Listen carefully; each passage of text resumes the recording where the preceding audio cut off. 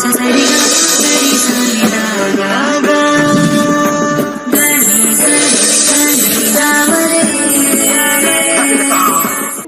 ನೇರ ಪ್ರಸಾರ ಕಾರ್ಯಕ್ರಮಕ್ಕೆ ಸ್ವಾಗತ. ನಾನು ಧನುಶ್ರೀ. ಜ್ಯೋತಿಷ್ಯ ಶಾಸ್ತ್ರ, ವಾಸ್ತುಶಾಸ್ತ್ರ, ಭೂತಕಾಲ, ವರ್ತಮಾನ, ಭವಿಷ್ಯತ್ ಕಾಲ ಈ ಎಲ್ಲದರ ಬಗ್ಗೆನೂ ನಿಖರವಾದ ಮಾಹಿತಿಯನ್ನು ಹೇಳುವ ಪಂಡಿತ ದಿನೇಶ್ ಗುರುಜಿ ಅವರು ಕಾರ್ಯಕ್ರಮದಲ್ಲಿದ್ದಾರೆ. ಅವರನ್ನ ಕಾರ್ಯಕ್ರಮಕ್ಕೆ ಸ್ವಾಗತ ಮಾಡೋಣ. ಗುರುಜಿ ನಮಸ್ತೆ, ಕಾರ್ಯಕ್ರಮಕ್ಕೆ ಸ್ವಾಗತ. ಓಂ ಶ್ರೀ ಗುರುಭ್ಯೋ ನಮಃ. ಹರಿ ಓಂ. ಜ್ಞಾನಾನಂದಮಯಂ ದೇವಂ ನಿರ್ಮಲ ಸ್ಫಟಿಕಾಕೃತಿಂ ಆಧಾರಾಂ ಸರ್ವವಿದ್ಯಾನಾಂ ಹಯಗ್ರೀವ ಮುಪಾಸ್ಮಹೆ. ಓಂ ನಮೋ ಭಗವತೆ ವಾಸುದೇವಾಯ. ಓಂ ನಮೋ ನಾರಾಯಣಾಯ. ನಮಸ್ಕಾರ. ಕ್ಲಾಸಸ್ ಬಗ್ಗೆ ನಾವು ಪ್ರತಿನಿತ್ಯದ ಕಾರ್ಯಕ್ರಮದಲ್ಲಿ ನಿಮಗೆ ತಿಳಿಸ್ಕೊಡ್ತಾ ಇದ್ದೀವಿ. ಇವತ್ತೇ ಕೊನೆ ದಿನ ಆಗಿದೆ. ಬೆಳಗ್ಗೆ 11 ಗಂಟೆಗೆ ಒಂದು ಬ್ಯಾಚಸ್ಸು, ಹಾಗೆ ಸಂಜೆ 7ವರೆಗೆ ಒಂದು ಬ್ಯಾಚಸ್ಸಲ್ಲಿ ಕ್ಲಾಸಸ್ಗಳು ನಡೆಯುತ್ತೆ. ಇನ್ನೂ ಕಾಲಾವಕಾಶ ಇದೆ. ಕಡೆ 1 ಅವರ್ 2 ಅವರ್ ಕೂಡ ಇದೆ. ಇವಾಗಲೂ ಕೂಡ ನಮ್ಮ ಸ್ಕ್ರೀನ್ ಮೇಲೆ ಕಾಣ್ತಿರೋ ನಂಬರ್ಗೆ ನೀವು ಕಾಂಟ್ಯಾಕ್ಟ್ ಮಾಡಿ ಕ್ಲಾಸಸ್ಗೆ ಜಾಯ್ನ್ ಆಗ್ಬೋದು. ಇಷ್ಟೆಲ್ಲ ತಿಳಿಸಿದ ಮೇಲೂ ಸಾಕಷ್ಟು ಜನಕ್ಕಿರುತ್ತೆ ಏನಿರುತ್ತೆ ಕ್ಲಾಸಲ್ಲಿ ಅನ್ನೋ ಕುತೂಹಲ. ಆ ಕುತೂಹಲಕ್ಕೆ ಉತ್ತರ ಕಂಡುಕೊಳ್ಬೇಕು ಅಂದರೆ ನೀವು ಕ್ಲಾಸಸ್ಗೆ ಜಾಯ್ನ್ ಆದರೆ ನಿಮ್ಮ ಆ ಏನು ಇದು ಕ್ಯೂರಿಯಾಸಿಟಿ ಇರುತ್ತೆ, ಏನು ಕಲಿಬೋದು ಅನ್ನೋದಿರುತ್ತೆ, ಅದರ ಬಗ್ಗೆ ತಿಳ್ಕೊಬೋದು. ಹಾಗೆ 110ನೇ ಬ್ಯಾಚ್ ಇದಾಗಿರೋದು. ಇದುವರೆಗೂ 65,000 ವಿದ್ಯಾರ್ಥಿಗಳು ಗುರುಜಿ ಅವರಿಂದ ಜ್ಯೋತಿಷ್ಯವನ್ನು ಕಲ್ತಿದ್ದಾರೆ. ಸೊ ಒಂದು ಒಳ್ಳೆಯ ಅವಕಾಶ ನಿಮ್ಮ ಭವಿಷ್ಯದಲ್ಲಿ ಏನಾಗುತ್ತೆ ಅನ್ನೋದ್ರ ಬಗ್ಗೆ ತಿಳ್ಕೊಳ್ಳೋಕ್ಕೆ.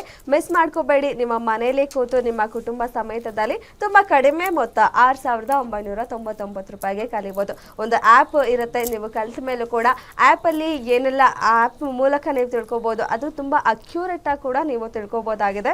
ಗುರುಜಿ ಇವತ್ತು ಕೊನೆ ದಿನ ಆಗಿದೆ. ಸೊ ಏನ್ ಹೇಳ್ತೀರಾ ವೀಕ್ಷಕರಿಗೆ ಕ್ಲಾಸಸ್ಗಳಿಗೆ ಜಾಯ್ನ್ ಆಗೋದಕ್ಕೆ? ನೋಂದಣಿ ಮಾಡ್ಕೊಳ್ಳೋಕೆ ಕೊನೆ ದಿನ. ಅದೇ ಹೌದು, ಸಾರಿ.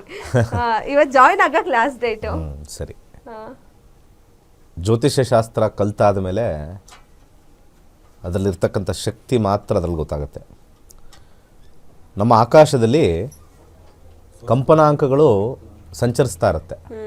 ಆಕಾಶ ಪೂರ್ತಿ ಕಂಪನಾಂಕಗಳು ಸಂಚರಿಸ್ತಾ ಇರುತ್ತೆ. ಆ ಕಂಪನಾಂಕಗಳು ಅನೇಕ ನಕ್ಷತ್ರಗಳಿದಾವಲ್ಲ ಆಕಾಶದಲ್ಲಿ, ಅಲ್ಲಿಂದ ಬರ್ತಾನೆ ಇರ್ತವೆ. ಸೂರ್ಯನಿಂದನೂ ಕೂಡ ಕಂಪನಾಂಕಗಳು ಬರುತ್ತೆ, ಚಂದ್ರನಿಂದನೂ ಕಂಪನಾಂಕಗಳು ಬರುತ್ತೆ. ಎನರ್ಜೀಸ್ ಅನ್ನೋದು ಎಲ್ಲದಕ್ಕೂ ಇದ್ದೇ ಇದೆ. ಈಗ ಭೂ ಎನರ್ಜಿ ಅಂತ ನಾವು ಕರಿತೀವಿ, ಅಂದರೆ ಈ ಭೂಮಿಯ ಎನರ್ಜಿ ಅಂತ ನಾವು ಕರಿತೀವಿ.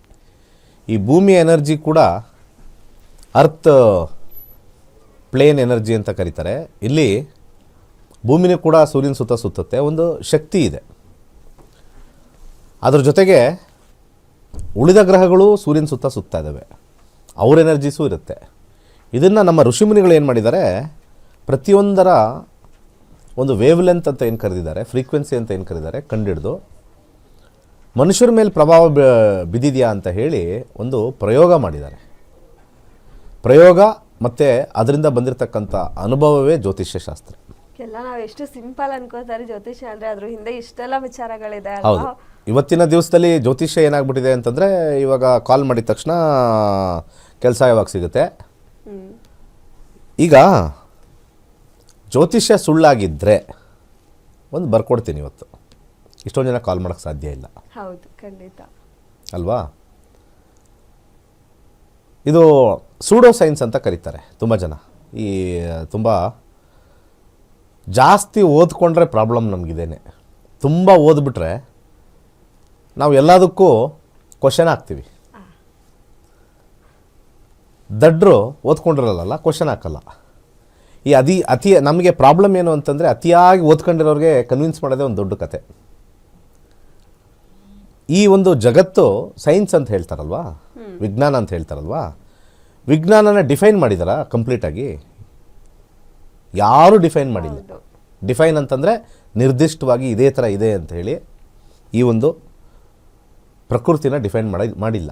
ಒಂದೇ ಒಂದು ಎಕ್ಸಾಂಪಲ್ ಏನು ಅಂತಂದರೆ, ಭೂಮಿ ಸೂರ್ಯನ ಗುರುತ್ವಾಕ್ಷ ಬಲದಿಂದ ಸುತ್ತಾ ಇದೆ ಅಂತ ಹೇಳ್ತಾರೆ. ಕರೆಕ್ಟಾ? ಹಾಗಿದ್ರೆ ಬುಧನೂ ಸುತ್ತಾ ಇದೆ, ಹಾಗೆ ಶುಕ್ರನೂ ಸುತ್ತಾ ಇದೆ, ಮಂಗಳ, ಗುರು, ಶನಿ ಎಲ್ಲ ಸುತ್ತಾ ಇದೆ. ಗುರುತ್ವಾಕ್ಷಣ ಅಂತಂದರೆ ಒಂದು ಎಳೆತ, ಸೆಳೆತ ಅಥವಾ ಎಳೆತ ಅಲ್ವಾ? ಭಾಳ ಹತ್ತಿರದಲ್ಲಿರ್ತಕ್ಕಂಥ ಬುಧ ಅಷ್ಟು ದೊಡ್ಡದಾಗಿರ್ತಕ್ಕಂಥ ಸೂರ್ಯನ ಸುತ್ತಾ ಇದೆ, ಸಣ್ಣದದು. ಅದನ್ನ ಯಾಕೆ ಎಳ್ಕೊಂಡಿಲ್ಲ ಒಳಗಡೆಗೆ? ದೂರದಲ್ಲಿರ್ತಕ್ಕಂಥ ಗ್ರಹಗಳು ಇದು ಹಿಡಿದಿಟ್ಕೊಂಡಿದೆ ಅಂದರೆ ಹತ್ತಿರದಲ್ಲಿರ್ತಕ್ಕಂಥ ಗ್ರಹಕ್ಕೆ ಬಲ ಜಾಸ್ತಿ ಇರುತ್ತೆ. ಇಷ್ಟೊತ್ತಿಗಾಗಲೇ ಅದು ಎಳೆದಿಟ್ಕೊಂಡಿರ್ಬೇಕಾಗಿತ್ತು. ಆ ಥಿಯರಿ ಆ್ಯಕ್ಚುಲಿ ರಾಂಗ್.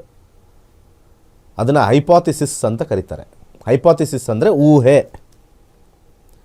ವಿಜ್ಞಾನದಲ್ಲಿ ಅರ್ಧಕ್ಕರ್ಧ ಊಹೆನೇ. ಅರ್ಥ ಮಾಡ್ಕೊಳ್ಳಿ ಎಲ್ಲರೂ. ಇವತ್ತು ಒಂದು ಉಪ್ಪನ್ನು ಒಡೆದು 2 ವಿಚಾರ ಇದೆ ಅದರೊಳಗಡೆ. ಉಪ್ಪನ್ನು ಒಡೆದಾಗ 2 ಇದೆ. ಒಂದು ಸೋಡಿಯಂ ಇದೆ, ಅದಕ್ಕೊಂದು ಹೆಸರು ಕೊಟ್ಟಿದ್ದಾರೆ. ಇನ್ನೊಂದು ಕ್ಲೋರಿನ್ ಇದೆ. 2 ಸೇರಿದ್ರೆ NaCl ಅಂತ ಕರೀತಾರೆ. 2 ಸೇರಿದ್ರೆ ಉಪ್ಪು. ಅಂದರೆ 2 ಪದಾರ್ಥದಿಂದ ಉಪ್ಪಾಗಿದೆ. ಒಂದಕ್ಕೆ ಹೆಸರು ಕೊಟ್ಟಿದ್ದಾರೆ, ಇನ್ನೊಂದಕ್ಕೂ ಹೆಸರು ಕೊಟ್ಟಿದ್ದಾರೆ. 2 ಸೇರಿ ಉಪ್ಪಾಗಿದೆ. ಉಪ್ಪು ತಯಾರು ಮಾಡಿರೋದು ಯಾರು? ಸಾಮಾನ್ಯವಾಗಿ ಗೊತ್ತಿರೋ ಸಮುದ್ರದಲ್ಲಿ ಸಿಗುತ್ತೆ. ಸಮುದ್ರದಲ್ಲಿ ಯಾರು ಬಂದು ಉಪ್ಪು ಸುರಿದಿದ್ದಾರೆ? ಇಲ್ಲ. ಎಲ್ಲಿತ್ತು ಉಪ್ಪು ಮುಂಚೆ? ಎಲ್ಲರೂ ಒಂದು ತಯಾರಾಗಿರ್ಬೇಕಲ್ವಾ? ಹೌದು. ಸೊ ಸೈನ್ಸು ಇದನ್ನು ಹೇಳೋದಿಲ್ಲ. ಸೈನ್ಸು ಉಪ್ಪು ಎಲ್ಲಿ ತಯಾರಾಯಿತು ಮೊದಲು ಹೇಳೋದಿಲ್ಲ. ಅರ್ಥ ಆಯ್ತಾ? ಇದು ಫಸ್ಟ್ ಇಂಪಾರ್ಟೆಂಟ್ ಪಾಯಿಂಟ್. ಸೊ ಯಾಕೆ ಜ್ಯೋತಿಷ್ಯದಲ್ಲೂ ಕೂಡ ನಂಬಿಕೆ ನೀವು ಇಟ್ಕೋಬೇಕು ಅಂತಂದರೆ, ವಿಜ್ಞಾನನೂ ಕೂಡ ಅದೇ ಥರ ಹೈಪಾಥಿಸಿಸ್ಸೆ. ಯಾವ ಸೈನ್ಸ್ ಸ್ಟೂಡೆಂಟ್ ಆಗಿರ್ಬೋದು, ಯಾವ್ದಾರು ಆಗಿರ್ಬೋದು, ಹೈಪಾಥಿಸಿಸ್ಸೆ. ಅಂದರೆ ಹೀಗಿರಬಹುದು ಅನ್ನೋ ಒಂದು ಊಹೆ. ಹೈಪಾಥಿಸಿಸ್ ಇಲ್ಲದೆ ಯಾವ ಸಬ್ಜೆಕ್ಟು ಇಲ್ಲ.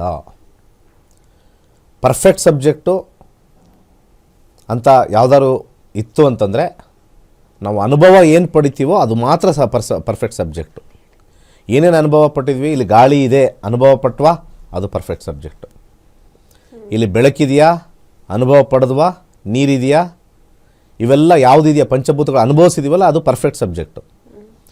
ಬಟ್ ಇದು ಬಿಟ್ಟು ಆಚೆ ಕಡೆ ಏನೇನು ನಡೀತಾ ಇದೆ ಅದು ನಾವು ನೋಡಿ ಅಂದ್ಕೊಳ್ತಾ ಇದ್ದೀವಿ. ಅಂದ್ಕೊಳ್ಳೋದೇ ಹೈಪಾಥಿಸಿಸ್ಸು. ಸೊ ಜ್ಯೋತಿಷ್ಯ ಶಾಸ್ತ್ರ ಬಂದಾಗ ನಮ್ಮ ಶಾಸ್ತ್ರದಲ್ಲಿ ಕೊಟ್ಟಿರ್ತಕ್ಕಂಥ ಒಂದು ವಿಚಾರದಲ್ಲಿ ಅನುಭವದಿಂದ ಬಂದಿರತಕ್ಕಂಥ ಕೆಲವು ನಿಯಮಗಳನ್ನು ನಾವು ಜ್ಯೋತಿಷ್ಯದಲ್ಲಿ ಹೇಳ್ತೀವಿ. ಈ ಗ್ರಹ ಇಲ್ಲಿದ್ದರೆ, ಈ ಮನೆಗಳಲ್ಲಿದ್ದರೆ ಈ ರೀತಿಯಾಗಿರ್ತಕ್ಕಂಥ ಫಲಗಳು, ಅದು ಅನುಭವದಿಂದ ಬಂದಿರೋದು. ಅಡುಗೆ ಮಾಡಬೇಕಾದ್ರೆ ರುಚಿ ಬರಬೇಕು ಅಂದರೆ ಅದಕ್ಕೆ ಬೇಕಾಗಿರೋದು ಒಂದೇ ಒಂದು ಅಂದರೆ ಅನುಭವ. ಯಾರ್ಯಾರು ಏನೇನು ಮಾಡ್ತಾರೆ ಒಂದು ಬರೆದು ಕೊಟ್ಬಿಡಿ. ತುಂಬ ಚೆನ್ನಾಗಿ ಅನುಭವದಿಂದ ಅಡುಗೆ ಮಾಡ್ತಾರಲ್ಲ, ಜಸ್ಟ್ ಒಂದು ಬರೀರಿ. ಇಷ್ಟು ನೀರಿಡಿ, ಅಕ್ಕಿ ಹಾಕಿ, ಇಷ್ಟಿಷ್ಟೇ ಪ್ರಮಾಣದಲ್ಲಿ ಇದೆಲ್ಲ ಹಾಕಿ, ಬೇಕಾದ್ರೆ ಕ್ವಾಂಟಿಟಿನೂ ಕೊಡಿ. ಅವರು ಮಾಡ್ತಕ್ಕಂಥ ರುಚಿ ಅದೇ ಥರ ಇನ್ನೊಬ್ಬರು ಹೊಸೊಬ್ರು ಮಾಡ್ತಕ್ಕಂಥ ರುಚಿ ಬದಲಾಗುತ್ತೆ. ಬರಲ್ಲ, ಖಂಡಿತ ಬರಲ್ಲ, ಬದಲಾಗುತ್ತೆ. ಇದನ್ನು ಎಲ್ಲರೂ ಮೈಂಡಲ್ಲಿ ಇಟ್ಕೋಬೇಕು. ಯಾಕೆ ಅಂದರೆ ಅನುಭವದಲ್ಲಿ ಬರ್ತಕ್ಕಂಥ ವಿಚಾರಗಳು ಬೇರೆ. ಜ್ಯೋತಿಷ್ಯನೂ ಕೂಡ ಇಂತಿಂಥ ಗ್ರಹ ಇಂತಿಂಥ ಸಮಯದಲ್ಲಿ ಇಂತಿಂಥ ಸಮಯಕ್ಕೆ ಇಲ್ಲಿ ಬಂದಾಗ ಇವ್ರಿಗೆ ಕೆಲಸ ಸಿಗುತ್ತೆ, ಇಂತಿಂಥ ಕಾಂಬಿನೇಷನ್ ಬಂದಾಗ ಇವ್ರಿಗೆ ಮದುವೆ ಆಗುತ್ತೆ, ಇಂತಿಂಥ ಕಾಂಬಿನೇಷನ್ ಬಂದಾಗ ಇವ್ರಿಗೆ ಹಣ ಸಿಗುತ್ತೆ, ಇಂತಿಂಥ ಸಮಯ ಬಂದಾಗ ಇವ್ರಿಗೆ ಕಾಯಿಲೆ ಸ್ಟಾರ್ಟ್ ಆಗುತ್ತೆ. ಇದೆಲ್ಲವೂ ಕೂಡ ಅನುಭವದಲ್ಲಿ ಬರೆದಿಟ್ಟಿರ್ತಕ್ಕಂಥದ್ದು. ಅದನ್ನೆಲ್ಲ ನಾವು ಯಾರ್ಯಾರ ಜಾತಕಗಳು ಬರುತ್ತೋ ಆ ಕಾಂಬಿನೇಷನ್ ಬಂದಾಗ ಓಕೆ ಈ ರೀತಿ ನಡೆಯುತ್ತೆ ಅಂತಂದಾಗ ಸಾಕಷ್ಟು ತಾಳೆ ಆಗಿದೆ. ಯಾವುದೇ ಒಂದು ಸಬ್ಜೆಕ್ಟು, ಅದು ಸೈನ್ಸ್ ಇರಲಿ, ಮ್ಯಾಥಮೆಟಿಕ್ಸ್ ಇರಲಿ, ಕೆಮಿಸ್ಟ್ರಿ ಇರಲಿ, 70% ಮೇಲೆ ತಾಳೆ ಆದರೆ it is A approved subject. ಆದರೆ ಇಲ್ಲಿ ನಮಗೆ ಅಸ್ಟ್ರಾಲಜಿಲಿ ಏನಾಗಿದೆ, ಬ್ಲ್ಯಾಂಕೆಟ್ ಅಪ್ರೂವ್ ಮಾಡೋಕ್ಕಾಗಲ್ಲ. ಒಬ್ರೊಬ್ರದ್ದು ಒಂದು ಹುಟ್ಟಿರ್ತಕ್ಕಂಥ ಸಮಯ, ಹುಟ್ಟಿರ್ತಕ್ಕಂಥ ದಿನಾಂಕ, ಹುಟ್ಟಿರ್ತಕ್ಕಂಥ ಇಸ್ವಿ, ಹುಟ್ಟಿರ್ತಕ್ಕಂಥ ಊರು ಬೇರೆ ಬೇರೆ ಆದಾಗ ಎಲ್ಲರಿಗೂ ಕೂಡ ಬೇರೆ ಬೇರೆ ಫಲಗಳು ಬರುತ್ತೆ. ಬೇರೆ ಬೇರೆ ಸಮಯ ಆಧಾರಿತವಾಗಿ ಬರ್ತಕ್ಕಂಥದ್ದು ಟೈಮ್ ಲೈನ್ಸ್ ಅಂತ ಕರೀತಾರೆ. ಸೊ ಅದಕ್ಕೆ astrology is A individualistic subject ಅಂತ ಕರೀತಾರೆ. ಅದು ಎಲ್ಲ ಎಂಟೈರ್ ಇದಕ್ಕೆ ನಾವು ಹೇಳೋಕ್ಕಾಗಲ್ಲ. ಅದಕ್ಕೆ ರಾಶಿ ಭವಿಷ್ಯ ಫೇಲ್ ಆಗುತ್ತೆ. ರಾಶಿ ಭವಿಷ್ಯ ಸುಳ್ಳು. ಯಾರ್ಯಾರು ಜ್ಯೋತಿಷ್ಯದಲ್ಲಿ ಆಸಕ್ತಿ ಇರೋರು ರಾಶಿ ಭವಿಷ್ಯದ ಹಿಂದೆ ಹೋಗ್ತೀರಾ, ಅದು ಫ್ಲಾಪೇ ಅದು. ಯಾಕಂದರೆ ಒಂದು ರಾಶಿಲಿ ಎಷ್ಟೋ ಕೋಟಿಗಳ ಜನಸಂಖ್ಯೆ ಇರುತ್ತೆ. ಇವತ್ತು ಆರೋಗ್ಯದಲ್ಲಿ ಏರುಪೇರು ಅಂತ ಹೇಳಿ 13 ಕೋಟಿ ಜನಸಂಖ್ಯೆಗೂ ಹೇಳಿದ್ರೆ ಅದೇನು ಕರೋನಾನ ಹೇಳೋಕ್ಕೆ ಅಲ್ವಾ? ಅದು ಕೊರೋನಾ ಅಲ್ಲ. ಸೊ ಆಗಿರ್ತಕ್ಕಂಥ ಒಂದು ವಿಚಾರದಲ್ಲಿ ನಾವು ನೋಡಬೇಕಾದ್ರೆ ಜ್ಯೋತಿಷ್ಯ ಯಾಕೆ ಇವತ್ತು ಹೇಳ್ತಾ ಇದ್ದೀನಿ ಅಂದರೆ, ಇವತ್ತು 110ನೇ ಬ್ಯಾಚ್ ಸ್ಟಾರ್ಟಪ್ ಮಾಡ್ತಾ ಇದ್ದೀವಲ್ಲ, ನಂಬಿಕೆ ಭಾಳ ಇಂಪಾರ್ಟೆಂಟು. ಯಾಕೆ ನಾವು ನಂಬ್ತಾ ಇದ್ದೀವಿ ಅಂತಂದರೆ, ಅದನ್ನು ಎಷ್ಟೊಂದು ಜನರ ಮೇಲೆ ಅಪ್ಲೈ ಮಾಡಿದಾಗ ಅದು ಟ್ಯಾಲಿ ಆಗಿದೆ. 10 ಜನಕ್ಕೆ ಇಂಥ ಸಮಯದಲ್ಲಿ ಈ ಕಾಂಬಿನೇಷನ್ ಬಂದಾಗ ನಿಮ್ಗೆ ಆಗುತ್ತೆ ಅಂತಂದರೆ ಅದು ಆಗಿದೆ. ಜ್ಯೋತಿಷ್ಯದಲ್ಲಿ ಇನ್ನೊಂದು ವಿಚಾರ ಹೇಳಕ್ಕೆ ಇಷ್ಟಪಡ್ತೀನಿ. ಜ್ಯೋತಿಷ್ಯ ಅವಕಾಶಗಳನ್ನು ತೊಗೊಂಬಂದು ಕೊಡೋ ಅಂಥ ಸಮಯನ ನಾವು ಹೇಳ್ತೀವಿ. ಅವಕಾಶ ತಗೊಳ್ಳೋದು ಬಿಡೋದು ಆ ವ್ಯಕ್ತಿಯ ಮೇಲೆ ನಿರ್ಧಾರ ಆಗಿರುತ್ತೆ. ಇನ್ನೊಂದ್ಸತಿ ಹೇಳ್ತೀನಿ, ಅವಕಾಶಗಳನ್ನು ಯಾವ ಸಮಯದಲ್ಲಿ ನಿಮಗೆ ಬರುತ್ತೆ ಅಂತ ಹೇಳೋದು ಜ್ಯೋತಿಷ್ಯ, ಹಾಗೇ ಆಗುತ್ತೆ ಅಂತ ಹೇಳೋಕ್ಕೆ ಸಾಧ್ಯ ಇಲ್ಲ. ಫಾರ್ ಎಕ್ಸಾಂಪಲ್, ಈಗ ವಿವಾಹ ತಗೊಂಡ್ರೆ ನೋಡಿ, ನಿಮಗೆ ಮಾರ್ಚ್ 2026 ಒಂದು ಗ್ರಹ ಬದಲಾಗ್ತಾ ಇದೆ. ಆ ಟೈಮಲ್ಲಿ ನಿಮಗೆ ಅನುಕೂಲಕರವಾಗಿರ್ತಕ್ಕಂಥ ಟೈಮು ಮದುವೆ ಟೈಮ್ ಅಂತ ಹೇಳ್ತೀವಿ. ಆ ಟೈಮಲ್ಲಿ ಈಗ ಬರದೇ ಇರತಕ್ಕಂಥದ್ದೆಲ್ಲ ಆ ಟೈಮಲ್ಲಿ ಒಂದು 4-5 ಒಂದು ಸಂಬಂಧಗಳು ಬರುತ್ತೆ. ಅದು ಅವಕಾಶಗಳು. ಮಾಡ್ಕೊಳ್ಳೋದು ಬಿಡೋದು ಅವರ ವೈಯಕ್ತಿಕವಾಗಿರ್ತಕ್ಕಂಥ ನಿರ್ಧಾರ. ಜ್ಯೋತಿಷ್ಯ ವೈಯಕ್ತಿಕ ನಿರ್ಧಾರವನ್ನು ಹೇಳೋದಿಲ್ಲ, ಅವಕಾಶಗಳನ್ನು ಮಾತ್ರ ತೋರಿಸುತ್ತೆ. ಯಾವಾಗ ನಾವು ಜ್ಯೋತಿಷ್ಯ ಕಲಿತೀವಿ, ನಮಗೆ ಅವಕಾಶಗಳ ಒಂದು ಸರದಿಯನ್ನು ನಾವು ನೋಡ್ಬೋದು ಜ್ಯೋತಿಷ್ಯದಲ್ಲಿ. We can see the opportunity at what time, where and when. But ನಾವು ತೊಗೊಳ್ತೀವ ಬಿಡ್ತೀವ, ದಟ್ ಈಸ್ ಸೆಕೆಂಡ್ರಿ. ಅದನ್ನು ಹೇಳೋಕ್ಕಾಗಲ್ಲ. ಸೊ ಯಾವ್ದಾದ್ರು ಒಂದು ಜಾತಕ ಕೊಟ್ಟು ಈ ಜಾತಕದವ್ರಿಗೆ ಮದುವೆ ಆಗಿದೆಯೋ ಇಲ್ವೋ ಅಂತ ಚೆಕ್ ಮಾಡಿ ಅಂತಂದರೆ ಅವೆಲ್ಲ ಮಾಡೋಕ್ಕಾಗಲ್ಲ, ಸುಳ್ಳು ಅವೆಲ್ಲ. ಅರ್ಥ ಮಾಡ್ಕೊಳ್ಳಿ. ಕೆಲವು ತಿಕ್ಕಲರು, ಕೆಲವರು ನಿಮಾನ್ಸ್ ಅವರು ನಮಗೆ ಪ್ರಶ್ನೆ ಕೇಳ್ತಾರೆ. ನಿಮಾನ್ಸ್ಗೆ ಆ ದಾರಿಲಿ ಇರ್ತಾರೆ ಪಾಪ, ಲಾಸ್ಟ್ ನಿಮಾನ್ಸ್ಗೆ ಹೋಗೋಕ್ಕಿಂತ ಮುಂಚೆ ಇಂಥ ಪ್ರಶ್ನೆ ಕೇಳಿಬಿಡ್ತಾರೆ ನಮಗೆ.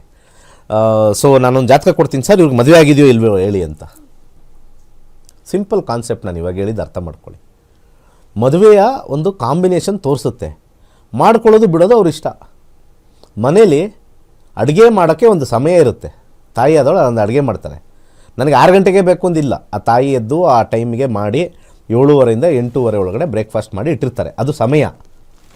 ಆ ಸಮಯ ಟೈಮಲ್ಲಿ ನಿಮ್ಗೆ ಬ್ರೇಕ್ಫಾಸ್ಟ್ ಸಿಗುತ್ತೆ ಅಂತ ಹೇಳ್ತೀವಿ ಜ್ಯೋತಿಷದಲ್ಲಿ. ಎಕ್ಸಾಂಪಲಲ್ಲಿ ತಿಂದಿದ್ದೀರೋ ಇಲ್ವೋ ಅದು ಹೆಂಗೆ ನಾವು ಹೇಳೋಕ್ಕಾಗತ್ತೆ? ತಿಂದಿದ್ದೀರೋ ಇಲ್ವೋ ಹೆಂಗೆ ಹೇಳೋಕ್ಕಾಗತ್ತೆ? ಅದೇ ಥರ ಮದುವೆನೂ ಕೂಡ. ಯಾರ ಜಾತಕದಲ್ಲೂ ಕೂಡ 40 ವರ್ಷ ಆದಮೇಲೆ ಇವ್ರಿಗೆ ಮದುವೆ ಆಗಿದೆಯಾ ಅಂತ ಚೆಕ್ ಮಾಡಿ ಅಂತಂದರೆ ಯಾವ ಭೂಪನಿಗೂ ಆಗಲ್ಲ, ಯಾವ ಭೂಪನಿಗೂ ಆಗಲ್ಲ. ಸುಮ್ಮನೆ ಒಣಜಂಬ ಮಾಡ್ಕೊಂಡು ಹೇಳಬೇಕಾಗತ್ತೆ.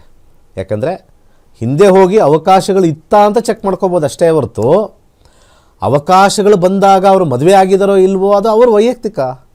ಅದನ್ನು ಹೇಗೆ ನಾವು ಜಾತಕ ನೋಡಿಕೊಂಡು ಇವ್ರಿಗೆ ಮದುವೆ ಆಗಿದೆ ಅಂತ ಹೇಳ್ತೀವಿ? ಸುಳ್ಳದು, ಕಂಪ್ಲೀಟ್ ಅದು ಸುಳ್ಳು. ಸೊ ಈ ರೀತಿಯಾಗಿರ್ತಕ್ಕಂಥದ್ದನ್ನು ನಾವು ಯಾವುದೇ ಕಾರಣಕ್ಕೆ ಜ್ಯೋತಿಷ್ಯದಲ್ಲಿ ಹೇಳೋಕ್ಕಾಗಲ್ಲ. ಸೊ ಅದೊಂದು. ಫೈನಲಿ ಜ್ಯೋತಿಷ್ಯ ಕಲಿತ್ರೆ ಅವಕಾಶಗಳು ಯಾವ್ಯಾವ ಸಮಯದಲ್ಲಿ ನಮಗೆ ಬರುತ್ತೆ, ಯಾವಾಗ ನಮಗೆ ಕಷ್ಟದ ಸಮಯಗಳು ತೋರಿಸ್ತಾ ಇರುತ್ತೆ, ಡ್ರೈ ಡೇ ಯಾವಾಗ, ರೈನಿ ಡೇ ಯಾವಾಗ, ಇವೆರಡನ್ನೂ ಕೂಡ ಅವರವರ ಜಾತಕದ ಮೇಲೆ ಕ್ಲೀನಾಗಿ ತೋರಿಸುತ್ತೆ. ಕೇವಲ 7,000 ರೂಪಾಯಿಗೆ ನಿಮ್ಮ ಜೀವನದ ಡ್ರೈ ಡೇ ಮತ್ತು ರೈನಿ ಡೇ ಎರಡೂ ನೋಡ್ಕೊಳ್ಳೋಕ್ಕೆ ಅವಕಾಶ ಇದೆ ಜ್ಯೋತಿಷ್ಯ. ಸೊ ಇವತ್ತು ಸ್ಟಾರ್ಟ್ ಆಗ್ತಾಯಿದೆ. ಬೆಳಿಗ್ಗೆ 11 ಗಂಟೆಗೆ ಒಂದು ಕ್ಲಾಸು, ಸಂಜೆ 7ವರೆಗೆ. ಯಾರಾದರೂ ಮಿಸ್ ಮಾಡ್ಕೊಂಡಿದ್ರೆ ಸಾಯಂಕಾಲ 7ವರೆಗಿದೆ. ನಿಮ್ಮ ಆಫೀಸ್ ಕೆಲಸಗಳು ಅದು ಇದು ಕೆಲಸಗಳು ಮುಗಿಸ್ಕೊಂಡು ಕೂತ್ಕೊಳ್ಳಿ, ಮನೆಯಿಂದನೇ ಕಲೀರಿ, ಕುಟುಂಬ ಸಮೇತರ ಕಲೀರಿ ಅಂತ ನಾವು ಹೇಳೋದು. ಒಬ್ಬರಿಬ್ಬರಲ್ಲ, ಕುಟುಂಬದಲ್ಲಿ 3 ಜನ ಇದ್ದೀರಾ, 4 ಜನ ಇದ್ದೀರಾ, ಸೇರಿ ಕಲೀರಿ. ಝೂಮ್ ಮುಖಾಂತರ ಕ್ಲಾಸಸ್ ಇರುತ್ತೆ. ಎಲ್ಲೂ ಬರೋ ಅವಶ್ಯಕತೆ ಇಲ್ಲ. ಮನೆಯಲ್ಲೇ ಕೂತ್ಕೊಂಡು ವೀಕ್ಷಣೆ ಮಾಡ್ತಕ್ಕಂಥದ್ದು 2 ವೇ ಡಿಸ್ಕಷನ್ ಇರುತ್ತೆ. ಒಳ್ಳೆಯದಾಗಲಿ. ಓಕೆ ಗುರೂಜಿ, ಕಾರ್ಯಕ್ರಮ ಮುಂದುವರ್ಸೋಣ. ಒಂದು ವಿರಾಮ ತಗೊಳ್ಳೋಣ. ಕಾರ್ಯಕ್ರಮದಲ್ಲಿ ಈಗ ಒಂದು ಪುಟ್ಟ ವಿರಾಮ. ಕೈಲಾಶ್ ಯಂತ್ರವು ಪುರಾತನವಾದ, ಪ್ರಾಚೀನವಾದ, ಅತ್ಯಂತ ಶಕ್ತಿಶಾಲಿಯಾದ ಯಂತ್ರವಾಗಿದೆ. ಸುಮಾರು 800ರಿಂದ 1,000 ವರ್ಷಗಳ ಹಿಂದೆ ಹಲವಾರು ಸಂಯೋಗಗಳಿಂದ ರಚಿಸಲ್ಪಟ್ಟಿರುವ ವಿಶೇಷವಾದ ಯಂತ್ರವೇ ಈ ಕೈಲಾಶ್ ಯಂತ್ರ. ಈ ಕೈಲಾಶ್ ಯಂತ್ರದ ಮಧ್ಯ ಭಾಗದಲ್ಲಿ ಬರುವಂತಹ ಕೋರ್ ಭಾಗದಲ್ಲಿರುವಂತಹ ಸಂಖ್ಯಾಶಾಸ್ತ್ರದ ಲೋಶೋ ಗ್ರಿಡ್, ಈ ಕೋರ್ ಸುತ್ತ ಬರುವಂತಹ 12 ಪ್ರಾಣಿಗಳು ಚೀನಿ ವಿಶೇಷ ಪ್ರಾಣಿಗಳು, ಅನಿಮಲ್ ಸ್ಪಿರಿಟ್ ಅನ್ನು ಸೂಚಿಸುತ್ತದೆ. ಅದರ ಸುತ್ತ ಇರುವಂತಹ ವಿಶೇಷವಾಗಿರುವಂತಹ ಮಂತ್ರ, ಅದರ ಸುತ್ತ 4 ಅಂಶಗಳಾದ ಓಂ, ಸ್ವಸ್ತಿಕ್, ತ್ರಿಶೂಲದ ಶಿವನ ಅಂಶದಿಂದ ದಿಗ್ಬಂಧನವಾಗಿದೆ.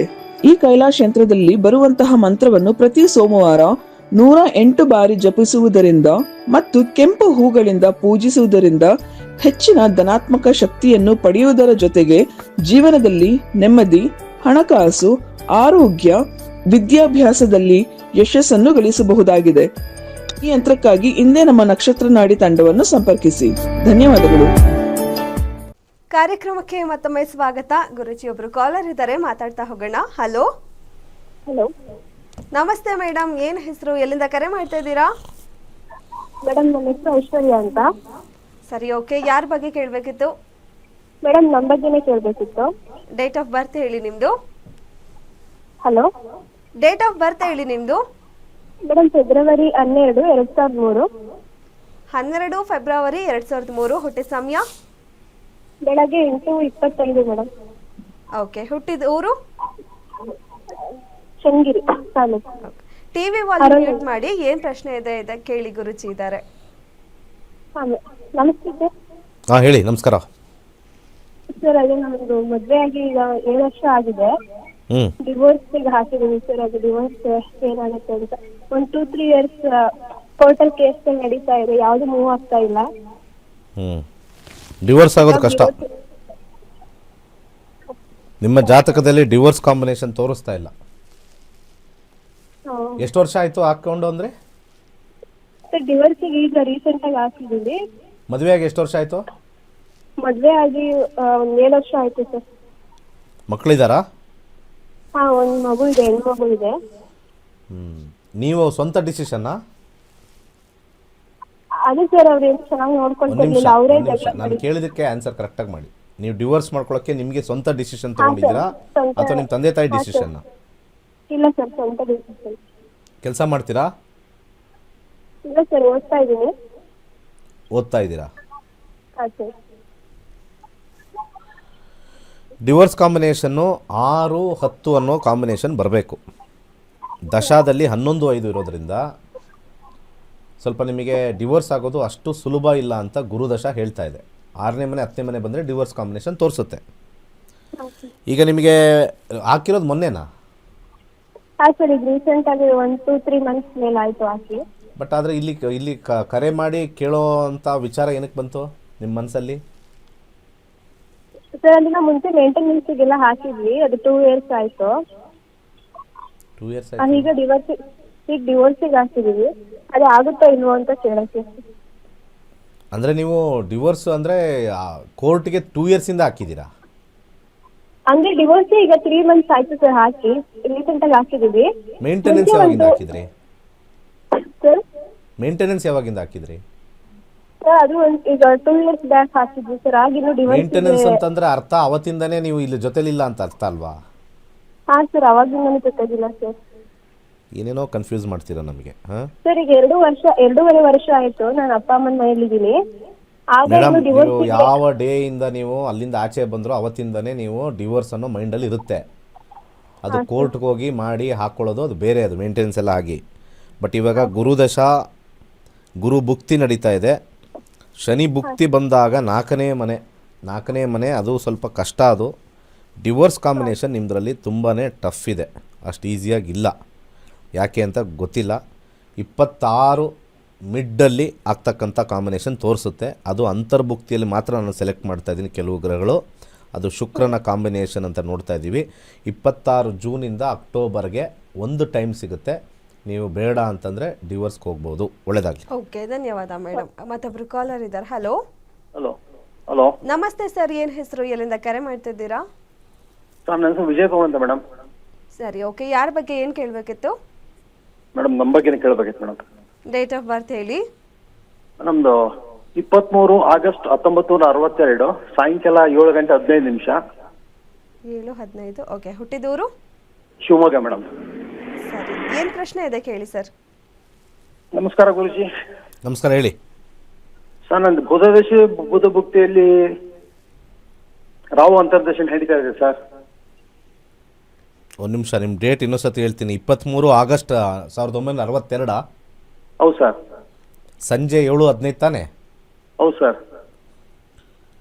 ನಿಮಗೆ ಈಗ ನಡೀತಾ ಇರೋದು ಶನಿ ದಶೆ ಮುಗಿದು ಬುಧ ದಶೆ ಸ್ಟಾರ್ಟ್ ಆಗಿದೆ, ಕರೆಕ್ಟ್ ಅಲ್ವಾ? ಹೌದು ಸರ್. ಹೌದು ಸರ್. 2026 ಬುಧ ದಶೆ, ಬುಧ ಭುಕ್ತಿ. ನೀವು ಹೇಳ್ತಾ ಇರ್ತಕ್ಕಂಥ ಒಂದು ಕಾಂಬಿನೇಷನಲ್ಲಿ ರಾಹು ನಡೆಯುತ್ತೆ.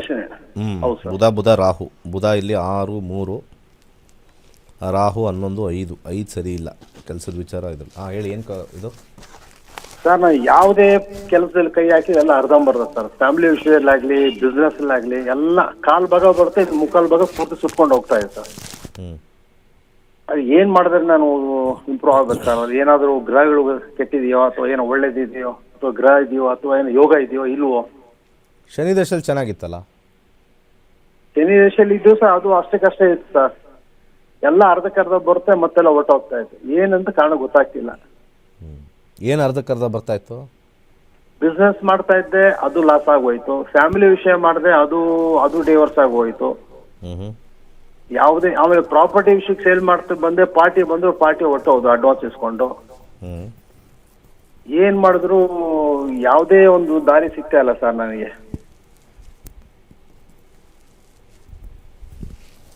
ಏನ್ ಕಾರಣ ಅಂತ 5ನೇ ಮನೆ ಸ್ಯಾಟ್ರನ್ ಅಲ್ಲಿ ಆಕ್ಟಿವೇಟ್ ಆಗಿದೆ. 1, 3, 6. ಬುಧನಲ್ಲಿ 6, 3. ಬುಧನ ದಶದಲ್ಲಿ 10 ನೋಡಿ. ಹಿಂದಿನ ದಶದಲ್ಲಿ 11 ಇತ್ತು, ಈ ದಶದಲ್ಲಿ 11 ಇಲ್ಲ. Medium success in business. ಹಿಂದೇನು ಮೀಡಿಯಂ ಸಕ್ಸಸ್ಸು. ಓವರಾಲ್ ನಿಮ್ಮ ಜೀವನದಲ್ಲಿ ಮೀಡಿಯಂ ಸಕ್ಸಸ್ ಇರುತ್ತೆ, ಹೈ ಸಕ್ಸಸ್ ಬರಲ್ಲ ಅಂತ 2 ಗ್ರಹನೂ ಹೇಳಿದೆ. ಶನಿನೂ ಅಷ್ಟೇ, ಅಲ್ಲಿ ಲಾಸ್ ಇದೆ ಅಂತಲೂ ಅಲ್ಲಿ ತೋರಿಸಿದೆ, ಹೈ ಲಾಸ್ ಇದೆ ಅಂತ. ಶನಿ ದಶ ಹೇಳಿದ್ರಲ್ಲ ಮುಂಚೆ, ಅಲ್ಲಿ 5ನೇ ಮನೆ ಸರ್ಕಲ್ ಆಗಿದೆ. ನೀವು ಟಿ ವಿಲಿ ನೋಡಿದ್ರೆ ಗೊತ್ತಾಗುತ್ತೆ, ಹೈ ಲಾಸ್ ಆಗಿದೆ. ಇವೆರಡೂ ಕಂಪ್ಯಾರಿಸನ್ ಮಾಡಿ ಮೀಡಿಯಂ ಸಕ್ಸಸ್ ಬಂದಿದೆ. ಮುಂದಕ್ಕೆ ಹೋಗೋಣ ಅಂತಂದರೆ ಪ್ರಾಫಿಟ್ ಲಾಸು ಮೀಡಿಯಮ್ ಇದೆ, ಮೀಡಿಯಂ ಸಕ್ಸಸ್ ಇನ್ ಬಿಸ್ನೆಸ್ ಅಂತ ಬರುತ್ತೆ. ಸ್ವಲ್ಪ ಎನ್ಹ್ಯಾನ್ಸ್ ಮಾಡ್ಕೋಬೇಕು ಅಂದರೆ 12 ಮುಖದ ರುದ್ರಾಕ್ಷಿ ಹಾಕ್ಕೊಳ್ಳಿ. ಬಲಗೈ ಕಿರುಬೆರಳಿಗೆ ಒಂದು ಎಮರಾಲ್ಡ್ ಧರಿಸ್ಕೊಳ್ಳಿ. ಒಂದು 25% ಇನ್ಕ್ರೀಸ್ ಆಗುತ್ತೆ ಹೊರತು, ಯಾಕಂದರೆ ಕಾಂಬಿನೇಷನ್ ಇದ್ದರೆ ಬರುತ್ತೆ, ಕಾಂಬಿನೇಷನ್ ಇಲ್ಲ ಅಂದರೆ ಬರೋದಿಲ್ಲ. ಇದ್ರ ಮೇಲೇ ಆಗೋದು. ಪರಿಹಾರ ಅಂತ ತುಂಬ ಜನ ಹೋಗ್ಬಿಡ್ತಾರೆ. ಪರಿಹಾರ ಕಾಂಬಿನೇಷನ್ ಇದ್ದರೆ ನಾವು ಮಾಡಿದ್ರೆ ಪರಿಹಾರ, ಇಲ್ಲದೆ ಹೋದರೆ ಪರಿಹಾರ ಏನು ಮಾಡುತ್ತೆ, ಜ್ಯೋತಿಷಗಳನ್ನ ಬೈತಾರಲ್ಲ, ಅವನೇನೋ ಹೇಳ್ದ, ಪೂಜೆ ಮಾಡಿಸಿದ್ವಿ, ಏನೂ ಆಗಿಲ್ಲ ಅಂತ. ಈ ಥರ ಬಂತು ಅಂದರೆ ನೀವು ಏನು ತಿಪ್ಪರ್ಲಾಗ ಹಾಕಿ ಹೊಡೆದ್ರು ಬರೋದಿಲ್ಲ. ಓಕೆ ಗುರುಜಿ, ನಿಮ್ಮ ಸಜೆಷನ್ ಏನು ಸರ್? ನಿಮ್ಮ ಸಜೆಷನ್ ಏನು ಸರ್ ಇದಕ್ಕೆ? ನೀವು ಬಂದು ಅಸ್ಟ್ರಾಲಜಿ ಕಲಿತು ಕ್ಲೀನಾಗಿ ನೋಡ್ಕೊಂಡು ಹೋಗಿ, ಅದೇ ಫಸ್ಟ್ ಸಜೆಷನ್. ಓಕೆ, ಧನ್ಯವಾದ ಸರ್. ಮತ್ತೊಬ್ಬರು ಕಾಲರ್ ಇದ್ದಾರೆ. Hello hello hello hello madam ನಮಸ್ತೆ. ಏನು ಹೆಸರು, ಎಲ್ಲಿಂದ ಕರೆ ಮಾಡ್ತಾ ಇದ್ದೀರಾ? ಮೇಡಮ್, ಯಲಹಂಕದಿಂದ ಬೆಂಗಳೂರು. ಓಕೆ, ಶಕುಂತಲಾ ಅಂದ್ಬಿಟ್ಟು ನನ್ನ ಮಗಳ ಬಗ್ಗೆ ಕೇಳಬೇಕಿತ್ತು. ಓಕೆ, ಡೇಟ್ ಆಫ್ ಬರ್ತ್ ಹೇಳಿ. ಯಶಸ್ವಿನಿ ಅಂತ ಮೇಡಮ್, 22/2/2006. ಓಕೆ, ಬುಧವಾರ ರಾತ್ರಿ 8:55. 8:55. ಹುಟ್ಟಿದೂರು? ಅರಸೀಕೆರೆ ಮೇಡಮ್. ಸರಿ, ಏನು ಪ್ರಶ್ನೆ ಇದೆ ಕೇಳಿ ಮೇಡಮ್. ಮೇಡಮ್, ಅವರು ಸೆಕೆಂಡ್ ಇಯರ್ B.Com ಮಾಡ್ತಾ ಇದ್ದಾರೆ. ಎಜುಕೇಶನ್ ಏನಿದೆ, ನೆಕ್ಸ್ಟ್ ಏನ್ ಮಾಡ್ಬೇಕಂತ. ನೆಕ್ಸ್ಟು ಮೆಡಿಕಲ್ ಮಾಡ್ಬೋದಲ್ವ ಮೇಡಮ್? ಮೆಡಿಕಲ್ ಮಾಡ್ಬೋದಾ? ಆಗಲ್ಲ ಸರ್. ನೋಡ್ದಾ, ನಿಮ್ಮ ಬಾಯಲ್ಲೇ ಬಂತು ಆಗಲ್ಲ ಅಂತ. ಆಪ್ಷನ್ಸ್ ನೀವೇ ಹೇಳಬೇಕು. CA ಮಾಡ್ಬೋದಾ, MBA ಫಿನಾನ್ಸ್ ಮಾಡ್ಬೋದಾ, 2 ಆಪ್ಷನ್ಸ್ ಕೇಳಿ. ಓಕೆ, ಸ್ವಲ್ಪ ಪ್ರಿಸೈಸ್ ಆಗಿರಿ. ಶುಕ್ರದಶ ನಡೀತಾ ಇದೆ. ಶುಕ್ರದಶದಲ್ಲಿ 2027 ಒಂದು ನಿಮಿಷ, 2027 ಡಿಸೆಂಬರ್ವರೆಗೂ ರಾಹು ಶುಕ್ರನ ಕಾಂಬಿನೇಷನ್ ನೋಡೋಣ. 5, 8 ಬಂದಿದೆ. B.Com ಮಾಡಾದಮೇಲೆ ನೆಕ್ಸ್ಟ್ ಬರ್ತಕ್ಕಂಥ ಭುಕ್ತಿ ರಾಹು 10 ಬಂದಿದೆ. MBA ಬೆಟ್ರು ಅವ್ರಿಗೆ, MBA ಫಿನಾನ್ಸ್ ಬೆಟ್ರು ಇದು ಮುಂದಕ್ಕೆ ಹೋಗಬೇಕು ಅಂದರೆ. CA ಎಲ್ಲ ಸ್ವಲ್ಪ ಕಷ್ಟ, ಟಫ್ ಇದೆ. 5ನೇ ಮನೆ ಬಂದಿರೋದ್ರಿಂದ ಅಷ್ಟು ಸ್ಟ್ರಾಂಗಾಗಿ ಮಾಡಲ್ಲ, ಯಾಕೆಂದರೆ 10-11 ಕಾಂಬಿನೇಷನ್ ಇರಬೇಕು. ಒಳ್ಳೆಯದಾಗಲಿ. ಓಕೆ, ಧನ್ಯವಾದ madam. Okay sir, thank you. Okay Guruji, ಇವತ್ತಿನ ಕಾರ್ಯಕ್ರಮದಲ್ಲಿ ವೀಕ್ಷಕರ ಪ್ರಶ್ನೆಗೆ ಮತ್ತು ಜ್ಯೋತಿಷ್ಯ ಶಾಸ್ತ್ರ ಎಷ್ಟು ಇಂಪಾರ್ಟೆಂಟ್ ಅನ್ನೋದ್ರ ಬಗ್ಗೆ ಮಾಹಿತಿಯನ್ನು ಕೊಟ್ಟು ಧನ್ಯವಾದಗಳು. ಯಾರ್ಯಾರಿಗೆ ಆಸಕ್ತಿ ಇದೆ, ಇವತ್ತು 11 ಗಂಟೆಗೆ ಒಂದು ಬ್ಯಾಚ್ ಇರುತ್ತೆ, ಸಂಜೆ 7:00ವರೆಗೆ ಒಂದು ಬ್ಯಾಚ್ ಇರುತ್ತೆ. ಜ್ಯೋತಿಷ್ಯ ಕಲ್ತು ನೋಡಿ, ನಿಮ್ಮ ಜೀವನ ಎಷ್ಟು ಆರಾಮಾಗಿರುತ್ತೆ, ಎಷ್ಟು ಬದಲಾಯಿಸ್ಕೋಬೋದು. ಏನು ಮಾಡಬೇಕು ಅಂತ ಯಾರಾಗ ಕೇಳಿದ್ರು, ಏನು ಓದಬೇಕು ಅಂತ ಕೇಳಿದ್ರು, ಪರ್ಫೆಕ್ಟ್ ಆನ್ಸರು ಕೇವಲ 7,000 ರೂಪಾಯಿ ನಿಮ್ಮ ಜೀವನದಲ್ಲಿ. ಅದಷ್ಟು ದೊಡ್ಡದು ಅಂತ ಅನ್ಸ್ಕೊಂಡ್ರೆ ಬರಬೇಡಿ. ಏನೂ ಇಲ್ಲ, ನನ್ನ ಜೀವನ ಬದಲಾಗುತ್ತೆ ಅಂತಂದರೆ ಬಂದು ಜಾಯ್ನ್ ಆಗಿ. 7:00ವರೆಗೆ ಒಂದು ಬ್ಯಾಚ್ ಇದೆ, 11 ಗಂಟೆಗೆ ಬ್ಯಾಚ್ ಇದೆ. ಒಳ್ಳೆಯದಾಗಲಿ. ಸರ್ವೇ ಜನ ಸುಖಿನೋ ಭವಂತು. ಓಕೆ, ಇದಾಗಿತ್ತು ಇವತ್ತಿನ ನಕ್ಷತ್ರ ನಾಡಿ ವಿಶೇಷ ಕಾರ್ಯಕ್ರಮ. ನೋಡ್ತಾ ಇರಿ ಗ್ಯಾರಂಟಿ ನ್ಯೂಸ್. ಸದ್ಯ ಖಚಿತ, ನ್ಯಾಯ ನಿಶ್ಚಿತ. ಸರಿಗ